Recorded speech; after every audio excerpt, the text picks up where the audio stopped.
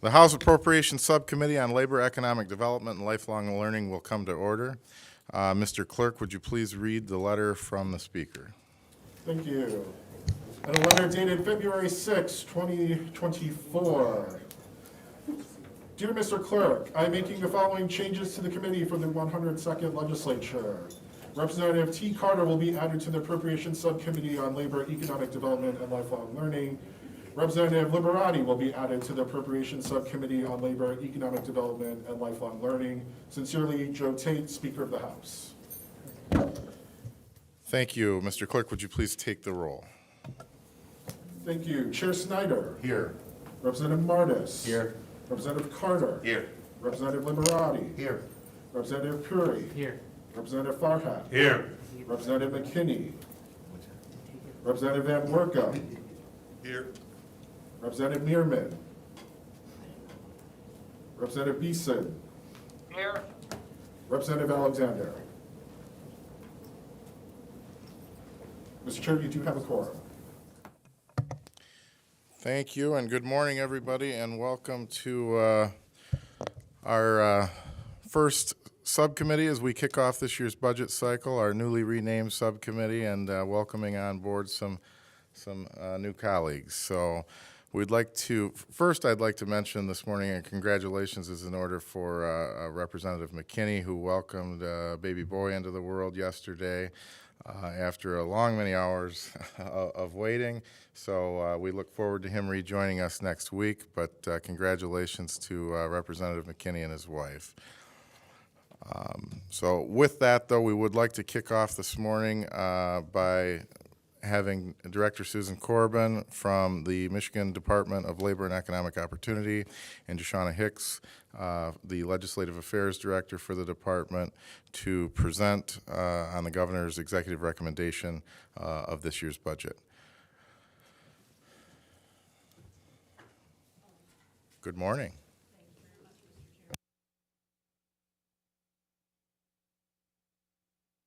Labor and Economic Opportunity, or LEO, as many of us refer to it. And I really appreciate the opportunity to be with all of you this morning. Hi, and I'm again Deshauna Hicks, Director of Legislative Affairs in LEO. Again, thank you for the opportunity for us to speak with you today. Buckle up, we're kind of a big department. So Governor Whitmer created LEO in 2019 with the primary mission to expand economic opportunity and prosperity for all. Our goal is to make Michigan a place where all people, businesses, and communities have the economic means and the personal freedoms to reach their full potential. We are pleased to have a governor and legislative leaders who share this vision and to continue to prioritize significant investments that make huge differences in the lives of Michiganders. Our department works together across this one right here, the org chart.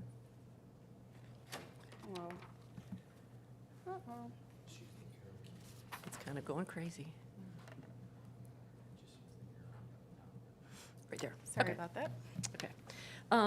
Our department works together across various agencies to help close opportunity gaps with a holistic approach in areas of talent, economic development, housing, population growth, and nearly everything in between. Our Office of Employment and Training houses bureaus designed to develop customized work solutions for businesses and individuals, including those with disabilities. Our labor division consists of agencies and commissions that are devoted to ensuring workplace safety and equitable labor relations for employees and employers by expanding outreach and education efforts, compliance and enforcement, as well as building stakeholder engagement opportunities and relationships. Our Prosperity Division, and we are joined by Deputy Director Kim Trent this morning, who heads up our Prosperity Division, works to create and execute strategies that build prosperity for Michiganders from the Michigan Community Service Commission, Office of Global Michigan, MySTEM, Poverty Task Force, and newest MyHigh office. Our prosperity team addresses the needs of Michiganders through high-quality programming, and policy initiatives that aim to empower them to reach their full potential. Each of these areas share a commitment to promoting economic opportunity and prosperity in Michigan through coordinated, evidence-based, and equitable, customer-focused efforts. Leo's strategic plan is designed to meet our state's major economic challenges with a focus on 3 key metrics to ensure mission success. First, we aim to ensure labor force growth by addressing equity gaps in our labor force. Michigan has trailed the nation in income growth since 2001, with the gap being most consistently pronounced in the 2010s. The Alice population, a measure of working poverty, increased by 258,000 to over 1 million households from 2007 to 2019, and most of Michigan jobs before the pandemic were low-wage jobs. The good news is that we are making strong progress in reversing this trend, currently meeting our goal for being #1 in the Midwest for labor force growth, adding more than 124,000 jobs over a 6-month period. We also want to empower household income growth by eliminating wage and employment gaps for all Michiganders. Our state's past trajectory has put us with lower wage states like Alabama, Tennessee, and Kentucky. Finally, we know that the number of households living in poverty continues to rise. To produce equitable outcomes for our communities, we must drive down the Alice rate. Closing equity gaps is a critical component to achieving success in our state. To achieve our goals, we needed to examine existing impacts that prevent Michiganders from achieving true prosperity. What we know is that jobless rates tend to be much higher for individuals without a high school diploma or those without education beyond a GED, and that labor force participation increases with higher educational attainment. Michigan's workforce system is currently #2 in the nation in helping adults get employed or reemployed. We also discovered that median annual wages increase significantly with higher educational attainment. People with a certificate earn $20,000 more annually than those with only a high school diploma. Thankfully, Michigan is currently #1 in the nation in credential attainment for adults, in large part due to programs offered through our state that help Michiganders gain the post-secondary credentials necessary to pursue and retain in-demand, high-wage positions. As an example, I wanted to share the story this morning of Daryl. Daryl participated in our Workforce Investment and Opportunity Act adult program, or WIOA, as we refer to it, through Macomb St. Clair Michigan Works. She shared that even with student loans, she would not have been able to go to college given her other financial responsibilities. But with the help of various WIOA adult services, including tuition assistance, supports for things like car repairs, books, supplies, and licensing fees, resume development, and job search assistance, she went from having 2 part-time jobs to training that resulted in a registered nursing credential and employment at a rate of $30 per hour plus benefits. Another thing that we know is that post-secondary education is correlated with lower poverty rates in Michigan. Completing high school or the equivalent has a poverty rate nearly 13 percentage points less than those that don't complete degrees. With all this data in mind, Leo is working hard to grow our state's workforce, increase household incomes, and reduce poverty through unique workforce development solutions and barrier removal supports that help Michiganders pursue high-wage, high-demand jobs. Michigan serves more workforce development program participants than any other Midwest state. Through its programs, services, and partners, our Employment and Training Division supports a constantly changing and dynamic workforce system in Michigan with a focus on worker training supports for career-based education, job preparedness, and connecting people to employment services. Our state is #2 in the nation for helping vocational rehabilitation customers get employed, and our customers have the highest earnings in the nation. As an example, I wanted to share the story of Heather, who had to step away from her graphics business due to a very serious illness, which included hearing loss. MRS helped connect her to a local audiologist to obtain hearing aids and address her condition, helping her overcome communication skills, as well as working around the physical limitations of her diagnosis. Thanks to these services, she was able to gradually return to working with her business. Another example of the success that can be achieved through our coordinated workforce development efforts is that of Lavelle, a U.S. Marine who is paroled from prison, homeless, without transportation, and unemployed. He worked with the Veterans Career Advisor and enrolled in our Michigan Incarcerated Veterans InReach program, where he received assistance with connecting to federal benefits, creating a resume, searching and applying for jobs, and practicing interview skills. As a result, Lavelle obtained a job as a bus driver with the Detroit Department of Transportation. His career advisor also connected him to other community resources and helped him with housing. Michigan is also leading the nation in registered apprenticeships, which are good for our hardworking people and good for businesses. The median annual earnings of registered apprenticeship completers in Michigan is more than $70,000 annually. There are nearly 20,000 registered apprentices in Michigan and more than 1,200 active registered apprenticeship programs. Michigan ranks 7th in the nation in active apprentices, 5th in new apprentices, and 6th in completers nationwide. Programs are now sponsored by employers in every industry, including healthcare, advanced manufacturing, construction, outdoor recreation, energy, mobility, information technology, and public sector. For example, the Sheboygan County Sheriff's Office recently created 2 registered apprenticeship programs for police officers and corrections officers. The police officer program was approved in 2022. Training was supported by our Going Pro Talent Fund dollars. At least 3 individuals have gone through this program. The corrections officer program was approved in 2023, again supported by the Going Pro Talent Fund, and at least 5 individuals have gone through this program. We also are number 2 in the nation for customized reemployment services, and Michigan is number 4 in the nation for serving migrant and seasonal farm workers.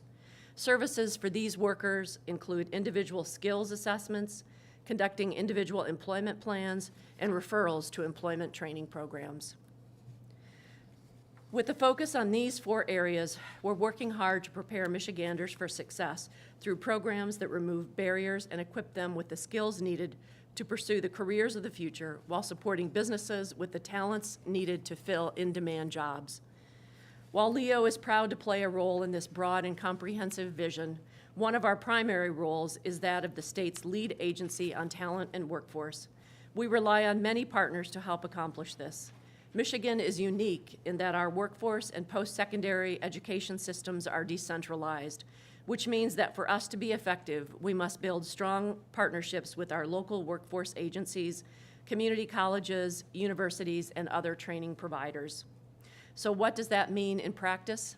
If you are a Michigan resident who isn't working or is working in a job that doesn't provide a good career path, we make sure you get the training and support you need to get an industry-recognized credential or a degree. We also provide support to remove barriers like transportation or childcare so that it doesn't stand in the way of you getting to work or the classroom. We do this in partnership with our local Michigan Works agencies by leveraging various sources of funds, but most important, the Federal Workforce Innovation and Opportunity Act funds that flow through LEO to our local partners. If you're a business looking to come or grow in Michigan, we partner with state and local economic development officials and Michigan Works agencies to provide customized recruitment and training so that you can get your operations up and running quickly and smoothly. This requires a great deal of coordination and creative leveraging of state, local, and federal funds. But because of the strong relationships we've built with all 16 Michigan Works agencies around the state, we're uniquely positioned to support this kind of work. If you're a Michigan business that needs help finding skilled labor or upskilling your existing workforce, we partner with those local Michigan Works agencies to provide flexible training dollars through the Going Pro Talent Fund. This is a program started during the previous administration and supported on a bipartisan basis by the legislature that we've worked to align with the governor's goal to ensure that workers get a portable, transferable credential or community college credit so that the benefit is shared equally between the employer and the employee.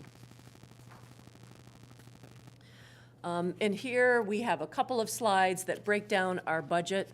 First, our appropriations by program, the nearly $2 billion proposed in our budget for this year. And then we also have a slide that has broken it down between federal and state funding.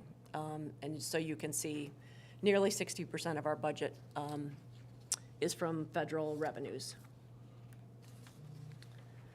Over the last 2 years, Michigan has been welcoming, on average, 8,500 individuals with refugee status and serves over 30,000 international students annually.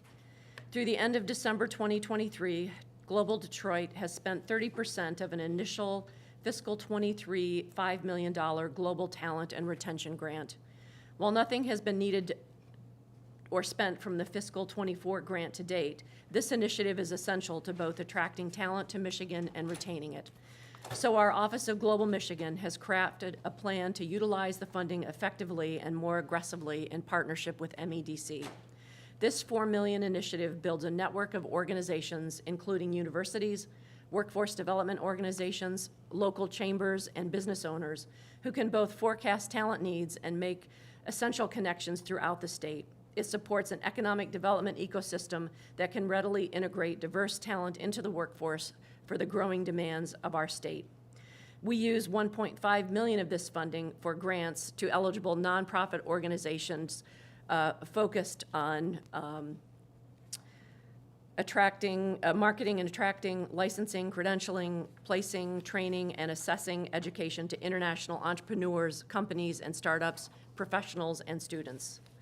$4 million for the Michigan Growth Office builds on the population growth work started last year to remove barriers to growth and support growth efforts in Michigan communities. This office will coordinate among state departments, communities, and community organizations across the state and residents to support implementation of the Blueprint for Growth, the result of the Growing Michigan Together Council report. The office supports a small team of FTEs, a budget for community pilots, amplification of community growth messaging, and research and policy work. Michigan's rural communities play an integral role in our economy, and the Michigan Office of Rural Prosperity joined our department late last year and is serving as a cross-agency liaison and navigator, advocate, and community partner to help rural communities build capacity and improve access to funding and other resources. In just a short time, they've been able to make large strides. Created in mid-2022 with 3 staff joining in 2023, they were able to launch a new grant program last year that's now supporting rural innovations in housing, healthcare access, infrastructure, and more, and will leverage millions of dollars in investment across the state. They've also built an extensive network of rural partners and resources, ensured rural needs were part of new policies and programs across state government, and developed a comprehensive statewide strategy, the Roadmap for Rural Prosperity, which was released last month. Rural prosperity programs are a necessary tool to make sure we're investing in underserved areas across the state. Earlier this year, MISHTA launched the Housing Readiness Incentive Grant Program, a $5 million program to support cities, villages, and townships in adopting or eliminating rules and regulations to encourage building more housing and making housing more affordable. Successful applicants may receive a maximum grant of $50,000 to cover costs associated with adopting land use policies, master plan updates, zoning text amendments, and similar activities that increase housing supply and affordability. The governor's budget recommendation would invest an additional $1 million into this program, helping at least 20 more municipalities across the state access this popular program. An annual $50 million commitment will help address housing needs across the state with a focus on housing production and preservation. For the first time, these dollars are being guided by local leaders and stakeholders, working through their regional housing partnerships to set regional goals and then investing funds out of the Housing and Community Development Fund to help meet these goals. As I mentioned, Michigan has been welcoming those with refugee status at a rate of about 8,500 annually. We estimate close to 10,000 in 2024 and an additional 2,000 to 3,000 asylum seekers in our state.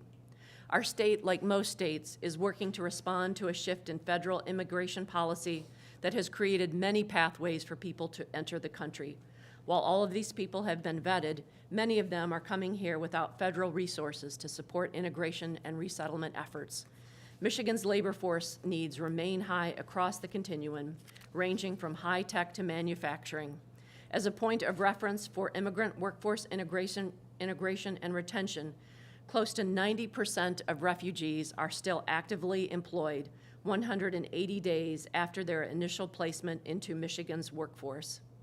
$8 million for the New Michiganders Fund facilitates integrating newcomers in a way that addresses crucial labor gaps, allowing us to readily integrate the unprecedented number of newcomers arriving. $5 million in one-time general fund to support grants to community and neighborhood organizations to build strong communities. These grants will be awarded to local units of government, community centers, nonprofits, or other entities that provide public services to the community or neighborhood for projects that may include acquisition of property construction, infrastructure, programming, and development. And as we wrap up the work on awarding the community center grants, we really truly have an understanding of the need for these dollars across the state. The Going Pro Talent Fund is crucial to not only growing Michigan's talent pool, but also meeting the direct needs of employers. We do this by making awards to employers to assist in training, developing, and retaining current and newly hired employees.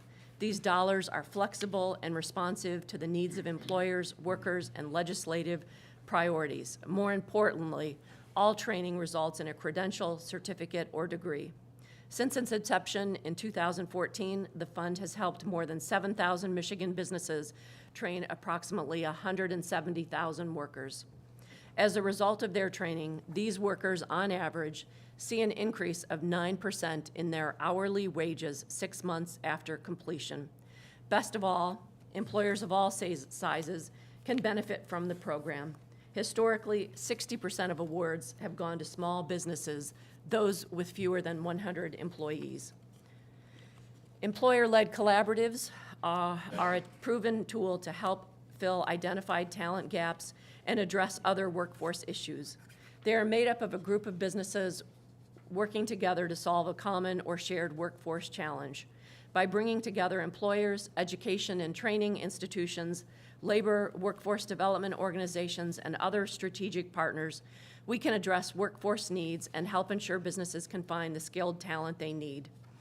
Activities supported include talent recruitment, creating customized training programs, including registered apprenticeships, providing support services such as transportation and childcare, and success coaching to enhance retention and career mobility. A great example of this is our EV Jobs Academy. With more than 100 partners, this employer-led collaborative helps solidify Michigan's role as the leader in the advanced automotive mobility and electrification industry. We also support collaboratives in many other key industries, including agriculture, construction, energy, healthcare, information, technology, and manufacturing. More than 60 employer-led collaboratives in Michigan have engaged over 1,000 employers and benefited over 4,000 participants. Nearly 25% of Michigan's population are individuals with disabilities. Through vocational rehabilitation provided by the Bureau of Services for Blind Persons and Michigan Rehabilitation Services, people with differing abilities receive support to prepare for, pursue, and retain careers. Rehabilitation Services also serves the business community and has business relations consultants experienced in vocational rehabilitation who specialize in helping businesses meet their need for qualified talent, identify barriers, set up accommodations, and provide consultation and education to the business based on their unique needs. Individuals, as I mentioned, are 25% of our population and really are truly an untapped talent pool. In 2023, our preliminary data shows that BSBP and MRS served nearly 7,000 businesses, 31,000 individuals, leading to over 1,600 vocational rehab customers earning a credential and nearly 5,000 customers being trained. Vocational rehabilitation customers in Michigan have the highest wage gains in the country. $10 million for the Community and Worker Economic Transition Fund pilot and $5 million for the Transition Office's operating budget. This office launched just yesterday will support communities, businesses, and workers navigating the state's economic transition from ICE to EVs, the shift to renewable energy, and the decarbonization of the manufacturing industry. The pilot fund will be used to address gaps in supports and enhance the capacity of programs across all of LEO to respond to communities, workers, and employers impacted by economic transitions. Our Office of Global Michigan is working with state agencies to ensure they have the best practices and guidance on how to provide services to individuals who are non-English speaking or limited English proficiency. Global Michigan is specifically working with DTMB to build technology solutions and forms for state websites to meet the requirements of the language access state legislation and supports DTMB's request for these technology solutions. Our department also continues to work collaboratively with the Michigan Economic Development Corporation in their strategic outreach and economic growth efforts, and I know Quentin Messer will be with all of you in the coming weeks. The governor's recommendations include impactful new funding with no cuts to MEDC's recommended budget, making a definitive statement that the Make It in Michigan's economic strategy framework is critical to the vitality of the state and increases the probability of greater prosperity for more friends and neighbors. The Make It in Michigan economic development strategy seeks to invest in our people, revitalize more of our places, and compete for and win more projects that pay family-sustaining wages to prosperity for all, and in time, attract more people to Michigan. We're thrilled about the potential victories ahead of us this budget will enable us to achieve for the people of Michigan. But I did want to take a moment to reflect on the successes we accomplished in the fiscal '24 budget that you all supported. As one of the signature programs contributing to the success of the state's 60 by 30 goal, we're proud to say that Going Pro has trained more than 173,000 workers since the program started, with 93% of those dollars going to employers with less than 500 employees. In our most recent program data, we are seeing hourly earnings increase by as much as 14% after training. Because of the program's success, the demand for this funding far exceeds available funding year after year. While you can see there are no shortage of successes to celebrate when it comes to Going Pro talent, we did want to share one particular highlight on the grant recipient Meta Lodge, which provides skilled nursing and rehabilitation services at 50 Michigan locations. They've received 95 Going Pro Talent Fund grants since 2021. These funds supported the training of nearly 1,000 workers, preparing them to provide health care services across the state. Workers who completed training in fiscal year '22 received an average wage increase of about 8% 6 months post-training. Meta Lodge was also able to create 110 registered apprenticeships for nurses and certified nursing assistants based on Going Pro Talent Fund dollars. This was the first full year of the implementation of the statewide housing plan, and it was a productive one. The legislature appropriated $50 million to the Housing and Community Development Fund to meet the goals and priorities laid out in the plan. MSHTA has convened 15 regional housing partnerships across 15 regions of the state. The resources being invested in those regions are being done according to an equitable, transparent, and data-driven process. For decades, Michigan has used the Brownfield Redevelopment Financing Act to fund the renewal of blighted properties. But since 1996, this innovative funding tool has only applied to commercial and industrial development. The passing of PA 90 last year expanded this tool to help MSHTA transform underutilized properties into quality, affordable housing. There's demand to live in our urban communities, but building housing in our built environment presents challenges of cost, infrastructure, and environmental protection. Using the new residential TIF tools, we're able to solve those challenges. MSHTA has been hosting trainings and discussing projects in the pipeline with many excited developers, including many who have never worked with MSHTA in the past.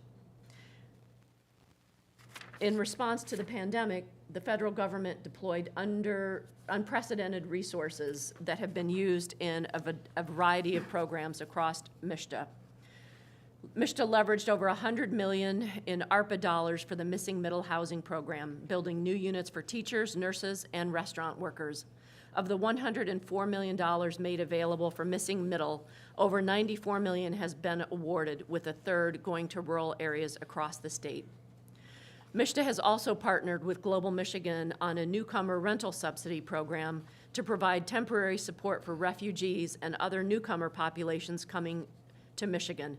This program provides eligible households with monthly rental assistance for up to 12 months in a range from $300 to $500 a month. As of the first week of February, we've received 318 total applications, representing 1,800 household members who receive an average subsidy of $425 per month. In 2023, the Poverty Task Force managed $50 million in grant funding to support nonprofits who make a meaningful and direct impact on their communities through 2 programs. The Michigan Nonprofit Relief Fund has awarded $30 million to assist over 1,300 smaller nonprofits who served their communities throughout the COVID-19 pandemic. And the Michigan Impact Grant Fund awarded a total of $15 million to 10 of Michigan's larger nonprofits to provide programming to lift people out of poverty. These grant programs supported recommendations included in the task force previous reports and were able to be accomplished thanks to one-time federal funding. The Michigan High-Speed Internet Office was allocated nearly $1.6 billion in funding for the Broadband Equity Access and Deployment Program, the 4th largest allocation in the nation. MyHigh will soon put these funds to work to ensure the universal availability of high-speed internet to every home, business, and institution in the state. MyHigh completed an 8-month, 43-stop community listening tour to hear from communities about their connectivity needs. MyHigh used the input of hundreds of Michiganders to craft the state's first comprehensive digital equity plan and 5-year action plan for the BEAD program. Every organization that has been identified as receiving an enhancement grant in the fiscal '24 budget has been sent a draft agreement, and over 60% of those agreements have been finalized. In the vast majority of cases where we haven't finalized an agreement, it's because we're waiting for the awardee to review and return the draft grant agreement. And in a handful of cases, the awardee made an advance payment request that requires approval from our Office of Financial Management. The Michigan Department of Labor and Economic Opportunities strategic priorities have us focused on the work that best serves our state's people, our communities, and businesses, with an emphasis on addressing the kitchen table issues Michiganders face every day. Every single office, bureau, agency, board, and commission in our department is committed to working collaboratively to help drive the right outcomes for the state and greater success for all Michiganders. I look forward to continued collaboration and discussions as we work through this budget process this year. Thank you. Thank you for the presentation, and I think we've got a few questions for you. I'm going to start off myself with, obviously, my district has transitioned from more of a manufacturing-based economy over time to more of a tourism-based economy, and Pure Michigan funding has been very, very important in that. So in the executive recommendation this year, there is also the Michigan Marketing Initiative, which is proposed as different funding than the Pure Michigan funds. How are they different? Can you talk a little bit about that and what those specifically are for each different pot of money? MEDC, when Quentin Messer's with you, I know he can have a fuller discussion since he manages the communications team that, works on those expenditures. But MEDC this year did launch a one-time talent expenditure playing off of the Pure Michigan campaign. And so I think there'll probably be some robust discussions as we work through this budget about how those dollars should be spent. But we do know that in order for Michigan to be successful, we need to work on attracting talent to Michigan. So, working from the recommendations of the Growing Michigan Together Council report, working with our new Chief Growth Officer, Hillary Doe, and talking about our talent needs, I'm sure that we'll strike the right balance between dollars that need to continue going towards tourism, tourism attraction, but also using the popularity and the success of that campaign to also work on talent attraction and retention. Vice Chair Martis. Thank you, Mr. Chair, and I have two questions, if that's okay. The first one is a little bit of a technical one, and thank you both for being here to testify. You'd referenced the community center grants that you guys have been working really hard on the rollout. I've had a few folks who I was working with on those grants reach out, letting me know if they what the progress was on that. I was just wondering, are we going to be able to see a list of those soon? Yes. Okay. Yeah, very eminent. We are eminently we will eminently be able to prepare a list. That program was just wildly successful, beyond what we expected. We developed, the RFP using, very, very well-constructed boilerplate language, and issued the RFP this summer. We were expecting 100 to 150 applications. We had over 1,000 applications. 700 of them were completed applications that we were committed to providing a thorough review and, scoring all of those applications. We had a rigorous process of review and double review. We have just started the process of communicating with potential awardees. We expect that we will be able to support nearly 100 grant applications. Of course, there were a lot of fantastic grant applications requesting the maximum $2.5 million in funding that was permitted, but there were a significant number of applications for 150,000, 300, 500,000. So this week we will wrap up communication with the potential grantees. When it's been confirmed that they will be accepting the recommended amount, we plan on communicating with legislators about projects in their districts that are being funded. Great. Well, thank you so much. And just from some of the few communications and emails my office has received, you guys are making transformative investments. So thank you. On the presentation today, economic development is very important. It's something that should be bipartisan. Really, the future of our state's economy is at stake. And thank you for focusing on that for a large part of the presentation. I was wondering if you could explain a little bit more about the Build Ready Sites program and how that may be different from some of the other programs that we've discussed in the past, SOAR and others. If you could flesh out a little bit more about the Build Ready Sites program, that'd be great. There was $25 million in the budget this year. I think the governor is recommending another $25 billion in this budget year. MEDC has just made awards through the strategic fund to regions around the state that have sites that they don't have the funds to do the necessary work to build out those sites. So I think when Quentin Messer meets with you in the near future, he can really expound with you about what they've been able to accomplish in this budget cycle and what they anticipate doing, if they anticipate doing anything different in this next fiscal year. I believe on Zoom we have Vice Chair Van Workum with a question. Thank you, Mr. Chairman. Thank you, Director, for being there. Sorry I could not be there. Had some road issues here in West Michigan, and this time it's related to snow, nothing else. So I had a question about the Talent Solutions line item, which is a one-time in this budget. Looking over, it seems like something that pretty much all LEO and MEDC already does. So I'm curious why this needs to be a new program, or is this something to supplement what the MEDC is currently doing? Those are funds to continue current programs. I talked about in my presentation the employer-led collaborative. Our most recent collaborative, as I mentioned, was the EV Jobs Academy. So these funds will be used to continue supporting employer-led collaboratives. The funds will also be used to support the MEDC talent action teams.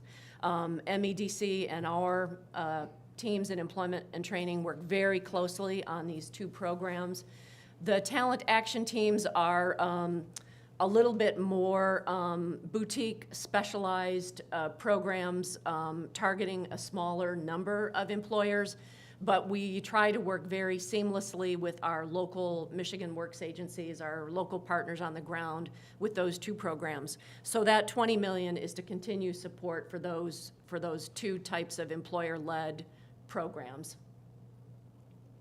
Is that then specific for those two, or is that an expansion to other types of programs? Is that listed? No, it would Those two be, programs actually listed in that line item? it would be to support those, continuing to support those two programs. Currently, MEDC has a talent action team for the transition to EV, and then also one to support semiconductor employers in the state, attracting and supporting those types of employers. So if additional dollars would be to use to support existing employer-led collaboratives, or if we create new employer-led collaboratives in the future, the funds would be used to support new collaboratives. So my understanding from your presentation and the information before us, there is now a new department that was created, I think you said yesterday, on the transition to EVs. Is this additional money to that, or will this money be put towards that, or is there some difference between those two pots? Well, the new Office of Community and Worker Transition, one of the responsibilities of that department, and one thing that we're truly committed to, is surveying all of the programs across state government that could be helpful and supportive to making these transitions. So I anticipate that the employer-led collaboratives and TAT will certainly be a tool that office will rely on as they support communities and employers across the state making these transitions. All right, seeing no further questions on Zoom or here in person, I believe that is going to conclude our first presentation of the day. And thank you, Director, and for being here and for your presentation. We look forward over the coming weeks and months to expand upon some of the things that we talked about today and dive into some of the different agencies and partners under the department as we proceed and move forward. So thank you for being here. Thank you very much.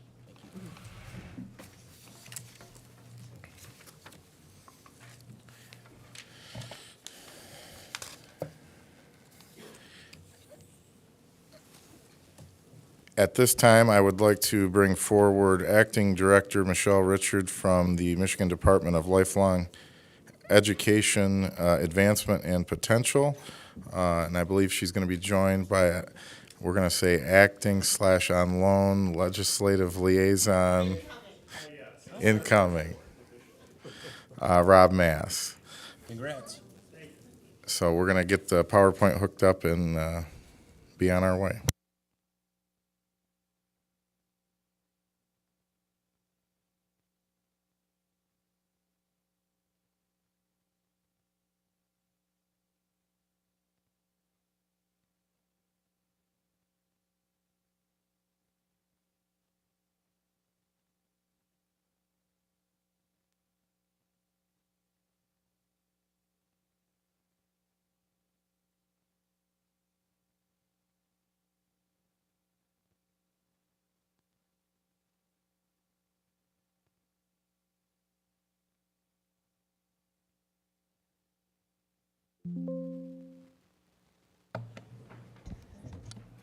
I'm always grateful when we have other people to help with the technology. So thank you to everyone who got that set up.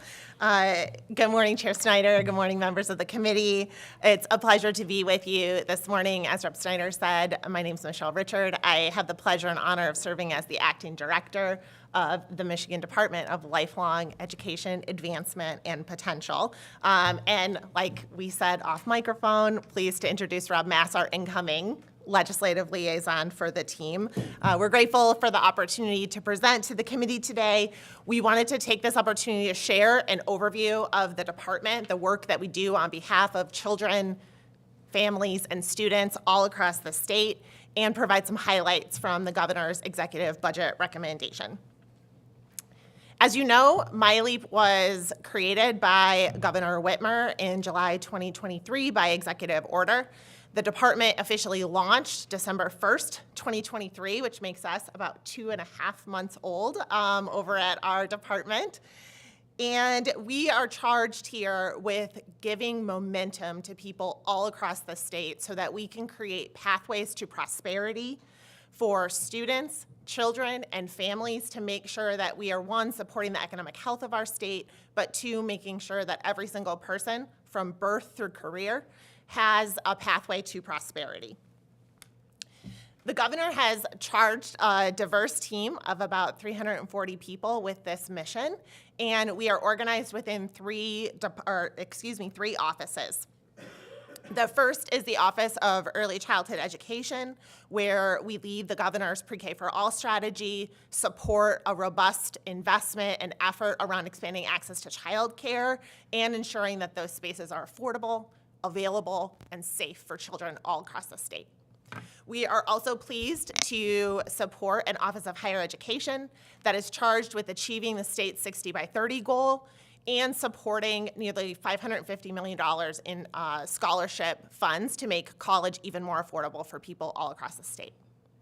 Our third team is the Office of Education Partnerships, where we are really thinking about how do we complement the critical work that happens in Michigan classrooms and make sure that what happens in our communities is just as supportive for Michigan kids at every age. And so we are starting that work with a real focus on out-of-school time. You might call that before, after, and summer school or summer programming.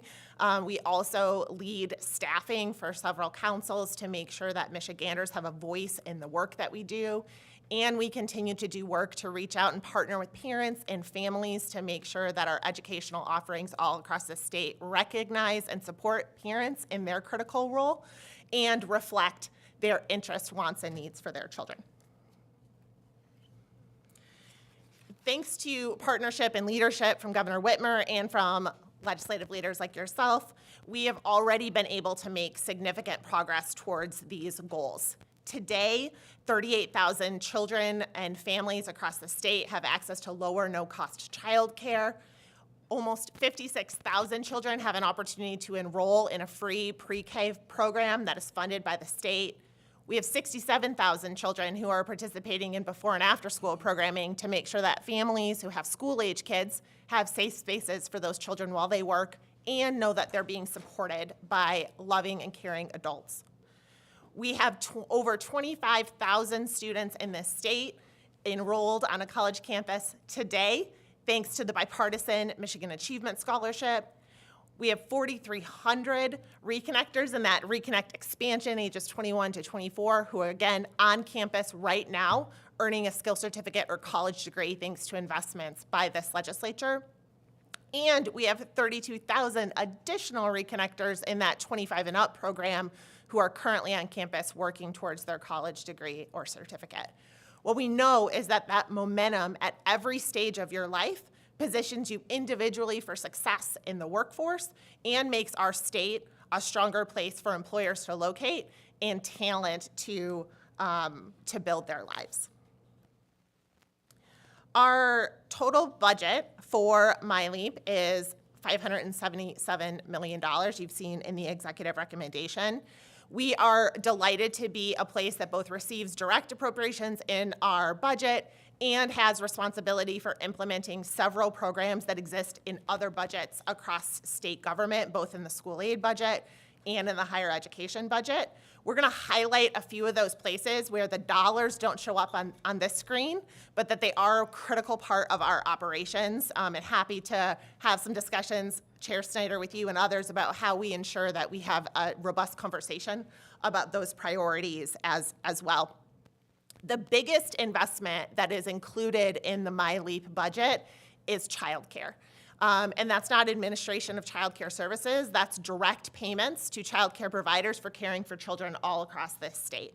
We invest almost $400 million today in those services, which when you look at the purple box here, that's the dollars that support that work. And you can imagine that any department who administers that significant investment, their budget might change significantly, and you'll know that these dollars were previously administered by the Department of Education. I know as we have brought functions across 4 different areas of state government into MyLeap, it's important to know where things were and where they are today. And so we are grateful to the State Budget Office for including a cheat sheet of sorts, and we included that same materials in the slides today to just highlight where services were and where they stand today.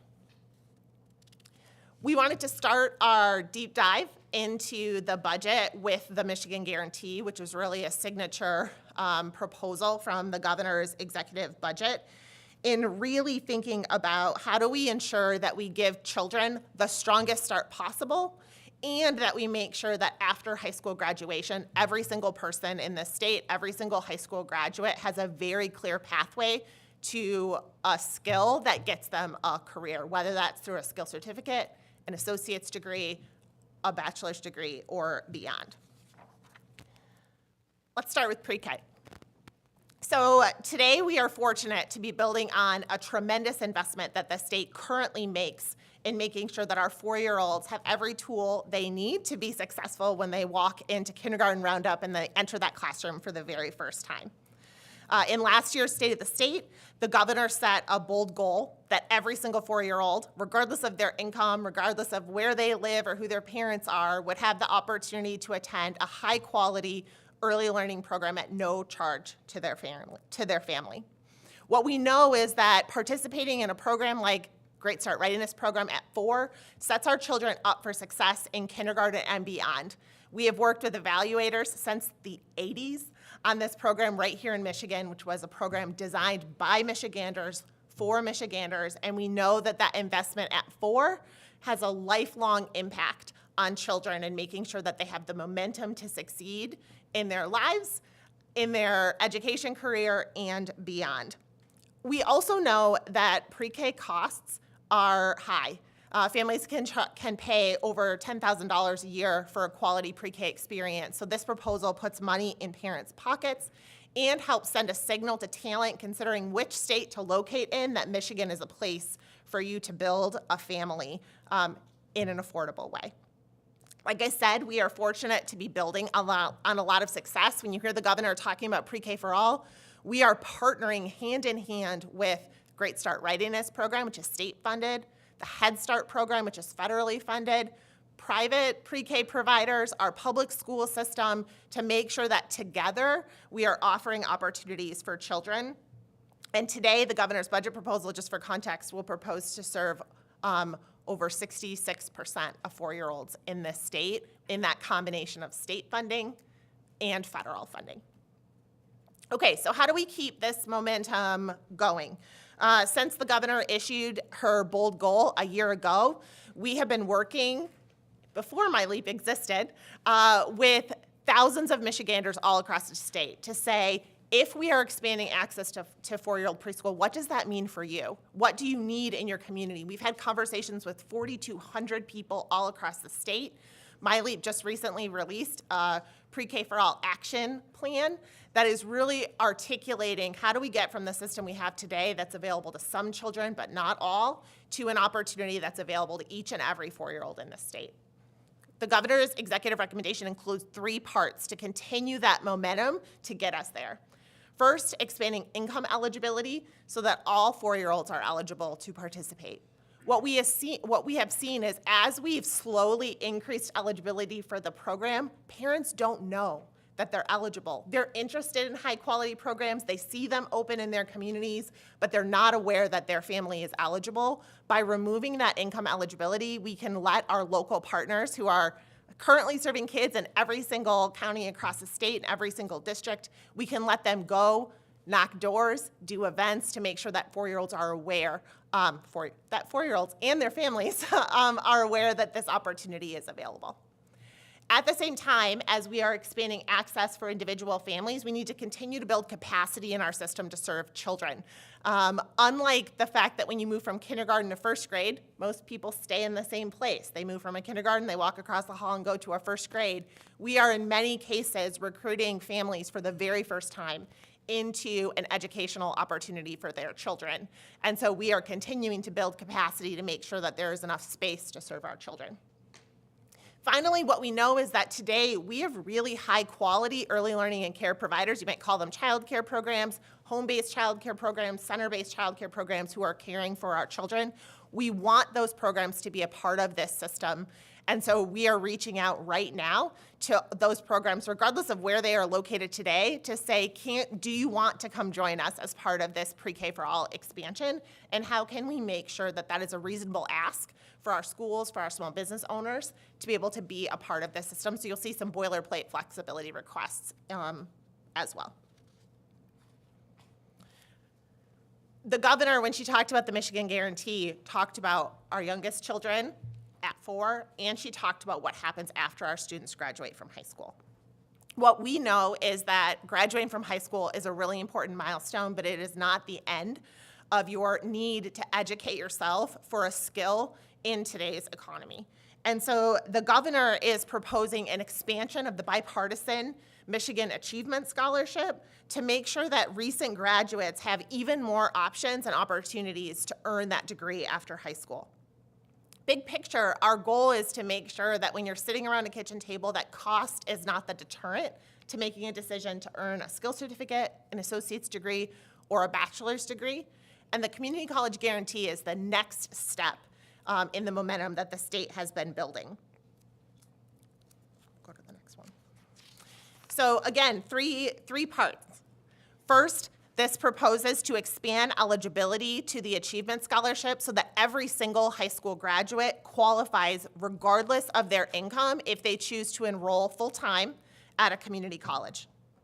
This would allow us to award last dollar scholarships regardless of income eligibility to all of our students on community college campuses as freshmen, and again, who are enrolling full-time. And it proposes an additional $1,000 opportunity or payment to our lower income students, because what we know is that tuition costs alone are not the only expense that students incur, and that other expenses, transportation, books, childcare if you're a student parent, other costs prevent people from pursuing their skill certificate or degree, and we want to make sure that we're giving students as much momentum as possible. This is one of those places, again, where the investments exist in other budgets than MyLeap, but that our team is charged with implementing. What you'll see in the school aid budget is an additional $59 million to support that continued expansion of pre-K, including additional slots and an increase in the per slot allotment. You'll also see an additional investment to make sure that people who want to open a GSRP classroom, if you're a small business owner or a school, there's an expense in moving a classroom from a third grade classroom to one that can serve 4-year-olds. And we want to help offset some of those expenses. We also want to make sure that if transportation is a challenge for a family, that we can make investments in transportation so that kids can get to class even at the pre-K level. All in, that's a $650 million investment in state resources for pre-K, just to give you a sense of how much momentum we have behind this work already and what an opportunity it is to continue making sure that our children have opportunity here in this state. For the expansion of the Michigan Achievement Scholarship, the governor proposed an additional $30 million investment. This is the planned investment to continue making sure that we are fully funding the Michigan Achievement Scholarship based on recent data and the fact that today, 80% of our students who are walking onto a community college campus who are enrolling full-time are eligible for a tuition-free experience through the Michigan Achievement Scholarship. We just don't tell them. They don't know until they've gotten all the way through the student financial aid process. We need to tell students earlier in the process so that they know what to expect, and when they're making decisions during their senior year or even as freshmen in high school, that they know that they can count on an opportunity that is affordable for their family after they graduate from high school. Beyond the Michigan Guarantee, the MyLeap team is charged with being laser focused on lowering the cost of childcare. This means expanding access, ensuring safety, ensuring that those opportunities are actually affordable for families. I know we talked about new parents at the top of the meeting. I know I'm a parent to a 6 and an 8-year-old and have personal experience here, so many of us do, in seeing what a challenge it is to find quality, affordable, reliable childcare. And we are excited to be a partner in saying, what is it that we can do as a state to continue supporting Michigan families?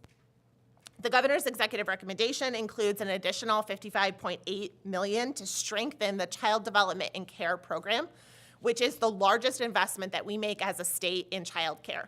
Sometimes you might hear people call this the child care subsidy, CDC, the DHS subsidy. The field calls this a lot of names when they call your office and say that they're having challenges or that they need to connect. And what we want to do is continue to make sure that that program works for children, that it works for their families, and it works for the providers who accept payments through it. This proposal ensures that 100% of people who participate in the CDC or the child care subsidy are either working or going to school. So this is a real investment in some of those workforce challenges that Director Corbin mentioned, and it is an investment in early learning and care. And we're really excited in MyLeap to make the most of both of those opportunities. On the next slide, we dig in a little bit more into what that breakdown looks like. First, it's a continuing investment in a rate increase to make sure that the state rates are fair to providers and that they compensate them in the same way that families pay for private tuition. We are proposing an additional 30% rate increase when providers serve children who are in foster care. What we know is that we need more loving families to take children during some of their hardest times of their life, and childcare access is often a challenge. We know that care needs are inconsistent, and to recognize that inconsistency and potential additional cost, we're proposing to increase available funding for our childcare providers. The budget also includes a $4 million investment in family child care networks.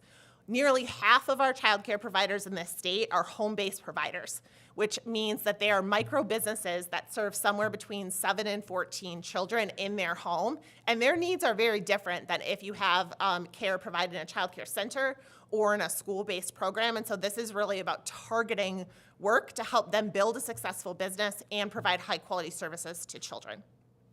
The budget also proposes an additional increase of $4.8 million to support child care facility inspections, this additional 30 FTEs for our team in MyLeap that goes to every single child care provider across the state annually to ensure that that's a safe space for families. And what we want to be able to do is prioritize safety for our kids and support our business owners and making sure that we are being as efficient as possible in getting out to their sites, getting them feedback about what's going well and where there's opportunities to improve and being a partner with them. And then finally, there's a $500,000 investment for staff at MyLeap to be able to implement the Filter First law. We know that access to quality, affordable childcare is impossible if we don't have a skilled group of childcare professionals who work in those sites. I know in our house, Miss Hannah is still a loved part of our family, even though we are several years out from her care. And for so many families, the person that your child spends their day with is a part of your family. But unfortunately, because of the challenges in childcare costs and families' inability to pay more, childcare workers are among the lowest paid professionals in the economy, even though most jobs ask that you have education after high school. The median hourly wage for a childcare worker is $13.71 an hour, or $28,500 a year. What we know is that if a childcare worker wants to have their baby in a childcare program, just like the one that they work in, that it means they have to spend 37% of their gross income to achieve that. The governor proposes piloting a program to recruit and retain talented professionals in this industry by offering a child care benefit that would say, if you work in child care, you can have or if you work in a licensed child care program, your child, whether your baby's 6 weeks old or 12 years old, can attend that program at no cost to you. Our hope is that that helps us build the ranks of this critical profession and continues to recognize the critical service that they provide to this state. The childcare challenges facing Michigan are never going to be solved by one program, one investment, one slide, one sector alone. And we're really honored to have been partnering for many years with Leo to implement and launch the TriShare program that had bipartisan support from the legislature, and we're excited to bring that team into the MyLeap family. If you haven't worked with TriShare in the past, this is an opportunity where we bring investments from parents and families, employers, and the state together to lower costs for families by 2/3 to help make sure that they can come into and stay in the workforce. It's a first-in-the-nation program. We've had many states look to us to say, what are you doing? Because today we've had 178 employers raise their hand and say, I recognize the challenge that our employees are facing. We want to contribute and offer a child care benefit. Let's work together.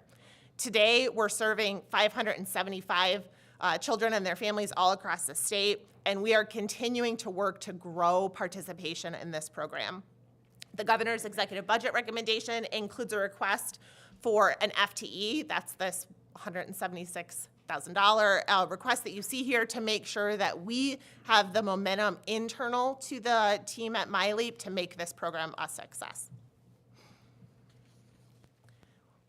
Again, when we think about employers, one thing I wanted to flag, even though I call this the puzzle piece example, because we don't administer this work, it doesn't come through the MyLeap budget, but I know this is a committee that cares deeply about child care access.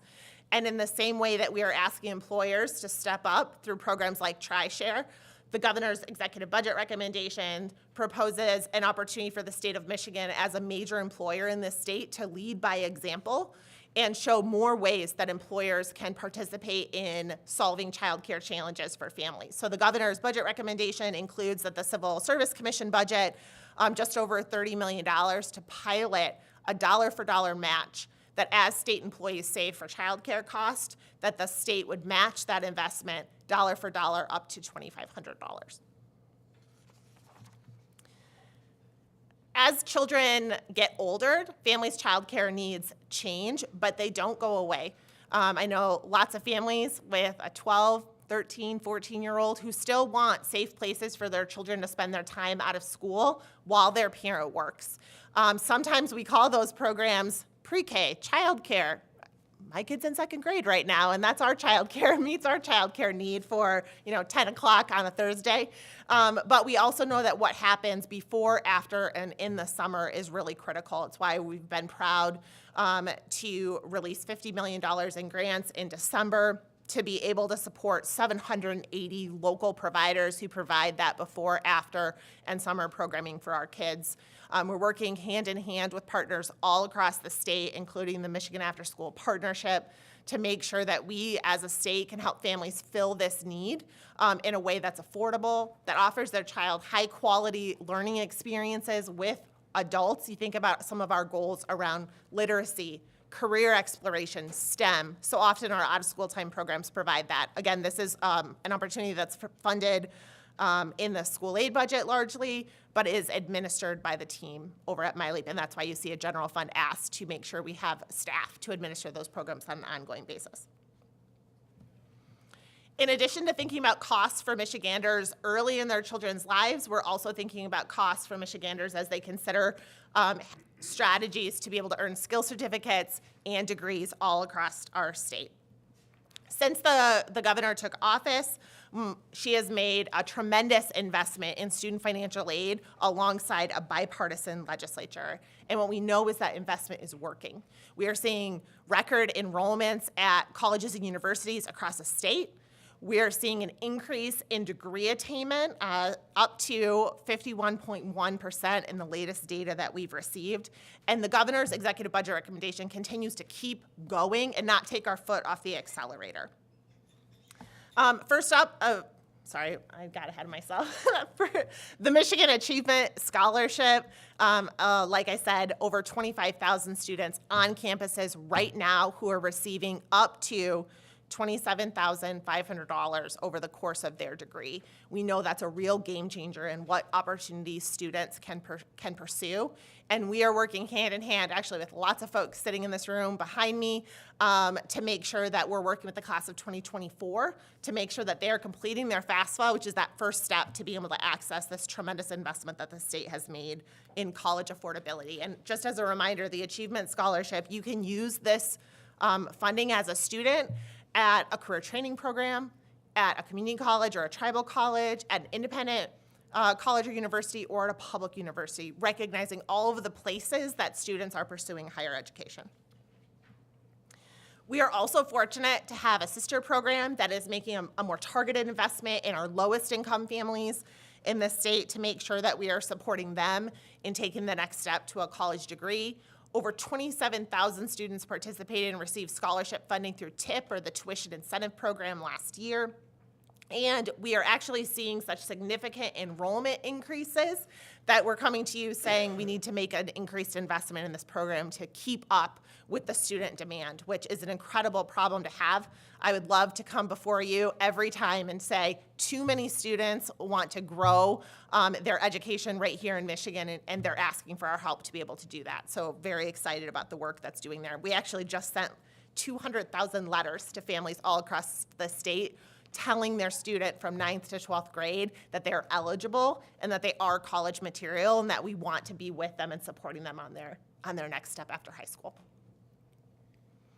Of course, this committee knows well the work of Michigan Reconnect. We are really honored to work with the Office of 60 by 30, which is previously in Leo and has come over to my LEAP to administer this work. You'll remember that last year we were able to fund a multi-year expansion of Reconnect down to 21, and so that's why I flagged that investment and some of the progress that we're making. We are continuing to administer that program, but not asking for an additional increase in funding because that was funded in the FY24 budget. We are seeing, again, 32,400 people on campus right now and over 4,400 degrees and certificates earned. Every single day, we tally how many students are submitting their Reconnect application, which we think of as taking that very first step to a college degree, saying, I don't know, maybe this is for me. We have over 100 people all across the state doing that almost every single day, which I think is really powerful and a signal that this program is changing conversations in communities, at kitchen tables, with friends, families, neighbors, people that you trust and mentors to say this might be an opportunity to come back to college. We are also committed that as we build on incredible investments like the Achievement Scholarship, to ensuring that these investments are sustainable and that they are streamlined so that students aren't left to sort through a litany of programs, but that we are very, very clear about what the opportunities are that are available to them. So 2 things I want to highlight from this very dense photo out of the budget book presentation. So 1, we have historically funded a portion of our state scholarship programs through TANF. Our federal partners have indicated that they will be, have not yet, but will be releasing new rules for TANF that prevents us from using TANF dollars to support scholarship programs. So you'll see that the governor's executive budget proposes pulling TANF out of these programs, redirecting those dollars to support low-income families all across the state in other ways, and replaces those dollars with a general fund investment. In the same way that the governor proposed phasing out the Michigan Competitive Scholarship last year in a spirit of sustainability and clarity, the governor is also proposing to phase out over time the tuition grant program, which currently provides additional financial aid for students who are enrolling at independent colleges and universities. Just to give a summary, since we've walked through a lot of programs that exist with it right in MyLeap or that are administered by our team, just wanted to highlight the summary sheets from our colleagues at at the budget office. And, first, there are a fair number of transfers from MDE, Leo, Laura, and Treasury. I know our budget team stands ready to work with the fiscal team and with your offices to help track down investments that maybe aren't in the places that you have historically expected to see them. We are grateful for the investment that this committee and that the legislature made in supporting our central office team at MyLeap so that we can continue to add the accelerant we need to really deliver on the opportunity of these investments for Michigan families. And I am truly looking forward to working with each and every one of you over the coming weeks and months, and with the folks sitting behind me in this room today to make sure that we actually can achieve this vision of preschool to post-secondary to prosperity in the state. I'll turn it back to you, Chair Snyder. Thank you, Director. I do believe we got time for a few questions here, and we're going to start with Representative Farhat. Thank you, Chair Snyder, and thank you, Director, for being here. I have one or two questions, Chair, if that's okay. I know that many of the programs you outlined today were in different departments previously. Can you talk a little bit about the added value of just creating a new department and putting them there instead of keeping them maybe where they were? Absolutely. I think if you ask most people across the state of Michigan how we would define education, they would say K-12. And yet, what we know is that families who can afford to do so are starting education for their children well before kindergarten, and they're continuing it after high school. I'm sure many of us have sat in conversations for a decade plus that have said we need a preschool to post-secondary system, but we haven't yet made an opportunity to have that partnership at state government that says to partners all across the state who are trying to blur the lines between systems that have typically been siloed, we haven't been a strong enough partner as a state.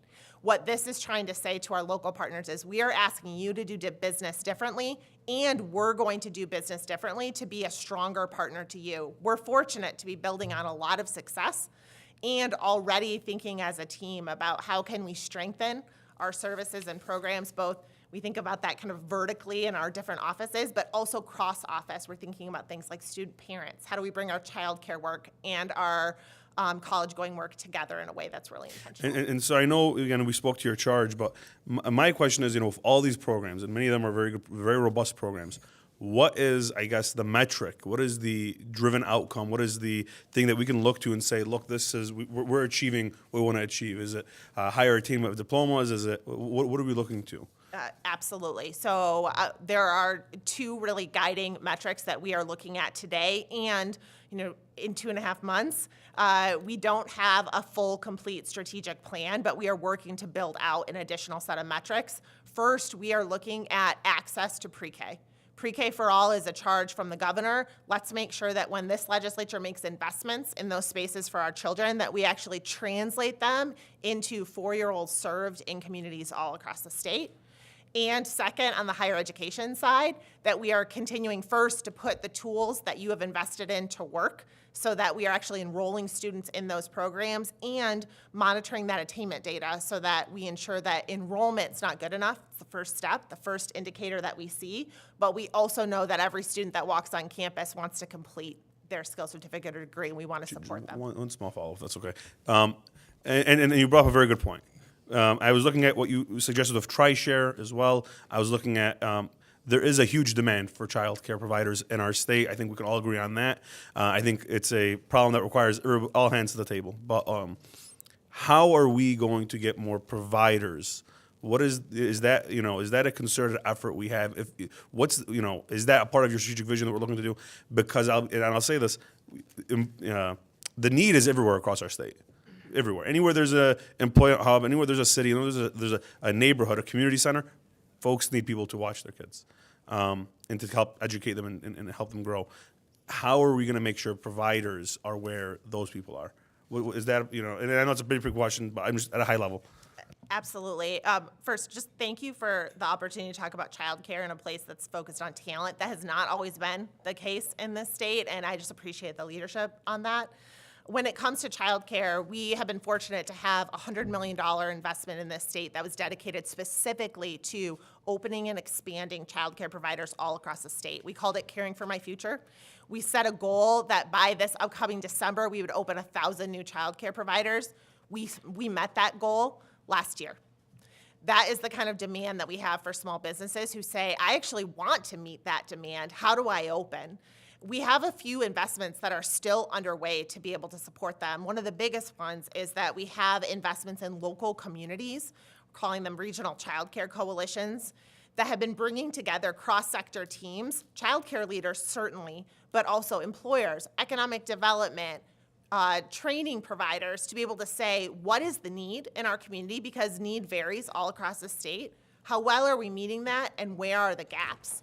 And so we have been working to say, can we target investments in places where we know the need is highest? And pre-K, while we're going to continue to talk about that as an early learning opportunity, that is absolutely a child care investment, and it's a significant opportunity to make businesses more sustainable. What we know is that profit margins for most child care providers are so slim, sometimes you can't see them. And so investments like pre-K can really help stabilize and make those businesses stronger long-term. Thank you, Chair. Thank you. All right, we have 3 more questions, and we've only got about 6 minutes to get through them. So, Representative Meerman. Thank you very much, Chair. Just, I think quickly, I heard you mention, I believe, Michigan tuition grant for private colleges. Unless I missed it, I didn't see anything in the governor's budget. I'm wondering how that transition would happen. And then let's say that's not there, what would be the path for those people choosing the private colleges to get assistance Absolutely. in the future? Thank you so much for that question. 2 pieces. First, if you are a current student receiving tuition grant, this budget proposal continues support for you. We have made a commitment to you. As we phase out, we want to continue to support you. Our private college students would be eligible alongside other college opportunities that students select through Michigan Achievement Scholarship and through TIP. So our thought is, let's make it clearer for students about what opportunities are available rather than sorting through a list of programs. Let's be clear that these are the major investments that we're making as a state, and they can help make that opportunity affordable as well. We know how critical it is to partner with every single opportunity that students are pursuing. We want the degrees and certificates to be obtained and to stay here in Michigan. Our independent colleges are an important partner. On Zoom, Vice Chair Van Workum. Thank you, Mr. Chair. Had, I guess, 2 quick questions. One related to what Representative Farhat asked. What is kind of the cost associated with creating this new department and just the logistics of moving everyone possibly in a new building, or are you separated throughout Lansing there? And then probably my main question here is, what's the impact going to be on the child care system if you give universal 4-year-old pre-K, as we saw prior when it was expanded 5-year-olds, the childcare industry took a major setback because of those students no longer being in the childcare provider system, which were students that they could actually make a margin off of on the cost compared to toddlers and infants. If we expand this, I saw on your slide you had working with childcare providers, but if the schools are going to take a majority of these, what impact is that going to have, or what do you foresee having on childcare providers? Thank you, Representative. To start with the questions about MyLeap specifically, we are grateful to work with the legislature at the end of last year to appropriate dollars to support the department for MyLeap, and you'll see a continuation of that investment in this budget here as well. We are working to maximize the investments that we're making with taxpayer dollars and ensure an efficient and effective administration at MyLeap, and we look forward to a continued conversation about how to achieve that.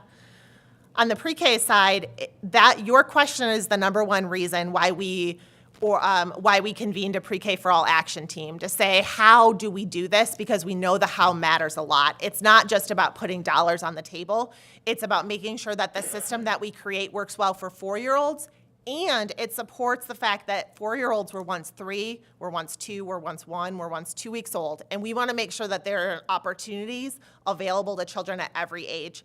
It's why we're asking for additional flexibility to serve families at higher incomes and to be able to have opportunities for all of our providers who currently serve 4-year-olds to come in and be a part of Pre-K for All.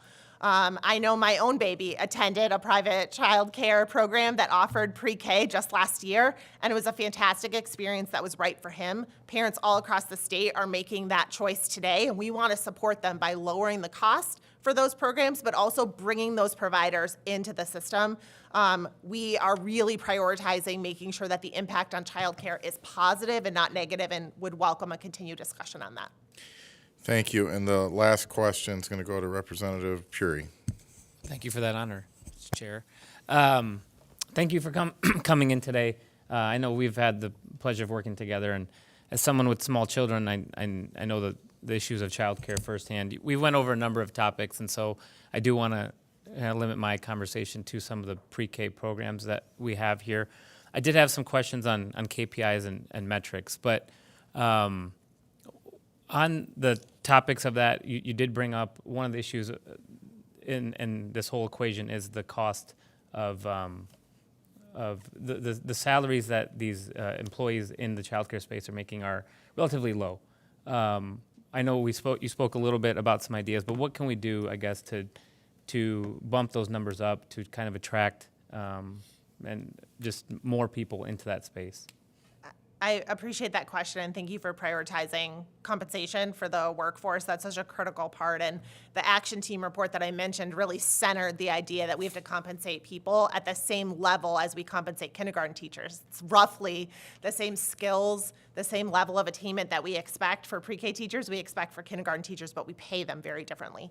This legislature has been taking one of the most important first steps, which is paying what it costs to provide pre-K services. So the governor's budget proposes actually increasing the per child amount for pre-K above the foundation allowance for the first time ever. And what that really signals and recognizes that to run a classroom that has 4-year-olds in it requires more adults. And so we have to pay to be able to do that. But our action team report also proposed things like having a specific compensation fund that helps providers who want to pay more for their staff but can't afford to do that, bridge the costs of that program. We would love to work with you on that. Thank you. I mean, I think as we entrust our most precious resource, to these individuals, in my district, kind of the main drag is Ford Road, and you could either work in a child care center or you could go get a job on Ford Road and make more money. And so it just that doesn't add up to, I think, a situation that I think is conducive to these child care centers reaching the potential that they could. I also wanted to talk just very briefly on the TriShare program. I think it's phenomenal, the program that we have here. I know it's won accolades across the country, and it's imitation is the best form of flattery in our business. I did have a couple constituents reach out with a little frustration on the program. I don't know the specifics, but I know ultimately they said that their employees didn't qualify for the program. What are reasons, I guess, an employee would not qualify for this specific program? The number one reason is because they don't make enough money. And instead, they qualify for a much better benefit through the Child Development and Care Program. That's the number one opportunity we've seen. Family of 4 can earn up to $60,000 a year and qualify for low or no cost childcare. And the number one feedback we're getting from employers is they don't actually have to contribute because they can participate through this federally funded program and have their costs be virtually zero. Not zero, but virtually zero. We would be happy. I know on a case-by-case basis, we're learning a whole lot about what's working and what's not, and we're really anxious to work with employers to make this program as effective as possible for them and for their employees. Thank you for your work. Thank you, Director, for being here this morning. Thank you, Rob, for joining us, and we'll see you full-time in a couple of weeks, apparently. So, you know, we appreciate everybody this morning for jamming both directors in this time slot. But at this time, Representative Liberati makes a motion to excuse absent members. Seeing no objection, absent members are excused. And Representative Martis makes a motion to adjourn. Seeing no objection, the committee stands adjourned.